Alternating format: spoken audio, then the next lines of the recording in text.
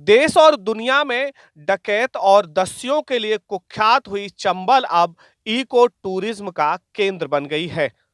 देश की सबसे साफ चंबल की धारा में संकटग्रस्त घड़ियाल, मगरमच्छ, कछुआ और डॉल्फिन का कुनबा खूब बढ़ रहा है। लेकिन जिस तरह से पहाड़ों पर बर्फबारी हो रही है, उससे तापमान गिरा है और चंबल के इस बर्फीले पानी की धारा में शरीर का तापमान सामान्य रखने के लिए जलचर नदी के बाहर आने लगे हैं। चंबल की धारा में टापुओं, टीलों और बालू में धूप सेकने के साथ ही घड़ियाल और मगरमच्छ अब खूब शिकार भी कर रहे हैं। इसके साथ ही चंबल की वादियों में देसी विदेशी पक्षियों का कलरव भी गूंज रहा है। जैसे पर्यटक घूमने के लिए आते हैं तो उनको ठहरने की व्यवस्था है और उनके घूमने के लिए जैसे नाव वगैरह और खाने पीने की व्यवस्था को लेकर के प्रशासन को यहाँ पे हर तरीके की व्यवस्था करनी चाहिए। वैसे चंबल में कैसा लग रहा है आपको?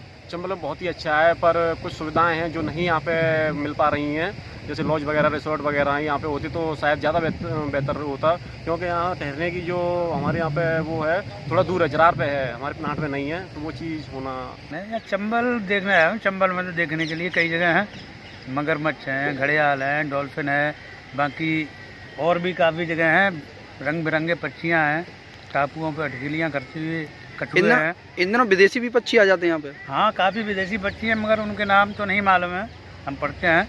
साइबेरियन सारस वगैरह, क्रॉन, काफ़ी कुछ चीज़ें आती हैं यहाँ पक्षी। घड़ियाल आज की तारीख में हमारे चंबल नदी में है, कतनिया घाट के पास एक गेरुआ नदी है, और नेपाल की दो नदियों में है, नारायणी नदी और शायद कल्याणी नदी में है। पहले घड़ियाल पाकिस्तान में भी हुआ करते थे, इंडस रिवर में, लेकिन वहाँ डैम बन जाने के कारण वो घड़ियाल खत्म हो चुके हैं। तो आज की तारीख में घड़ियाल पूरी दुनिया में केवल 4 नदियों में पाए जा रहे हैं। चंबल इसमें प्रमुख है। चंबल में घड़ियालों की अगर हम बात करें तो जब ये सबसे पहले 75-76 में यहाँ पर घड़ियालों को पुनर्वास का काम शुरू किया गया। उस समय इस नदी में बमुश्किल से 200 से 250 के आसपास घड़ियाल हुआ करते थे।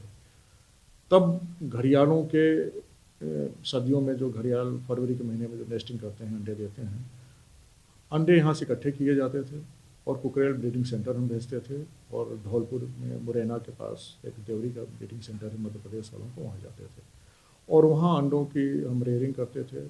उसे हैचिंग के बाद जो हैचलिंग्स निकलते थे, घड़ियाल के बच्चे निकलते थे, वो जब 1-1.5 साल उनको हम उसी सेंटर पर रखते थे, और जब वो बड़े हो जाते थे तो लाके हम उनको चंबल नदी में छोड़ते थे। तो शुरू में घड़ियालों की संख्या इस तरह से यहाँ पर बढ़ाई गई। ये प्रक्रिया हमारी चली करीब 2008 तक।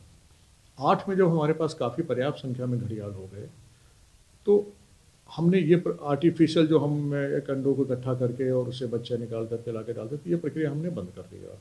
अब आज की तारीख में वहाँ पर घड़ियाल प्राकृतिक रूप से उनकी नेस्टिंग होती है, हम उनके नेस्ट की सुरक्षा करते हैं और एक सफलतापूर्वक वहाँ पर उनका रीजनरेशन कार्यक्रम चल रहा है। आज की तारीख में जो इस साल तो अभी हमने गणना नहीं कराई है, पिछले साल जब मैंने गणना कराई थी तो करीब 1872 घड़ियाल पाए गए, 594 हमारे मगरमच्छ थे और 140 के आसपास वहाँ पर डॉल्फिन थी। इस साल के भी हम चंबल में बोटिंग के दौरान जब सैलानियों को टापुओं पर मगरमच्छ और घड़ियाल दिखाई देते हैं तो उनका रोमांच 4 गुना बढ़ जाता है।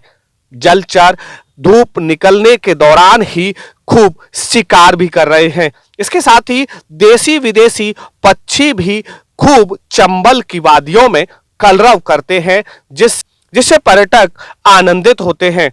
Bureau report, Shamveer Singh, ETV Bharat, Agra.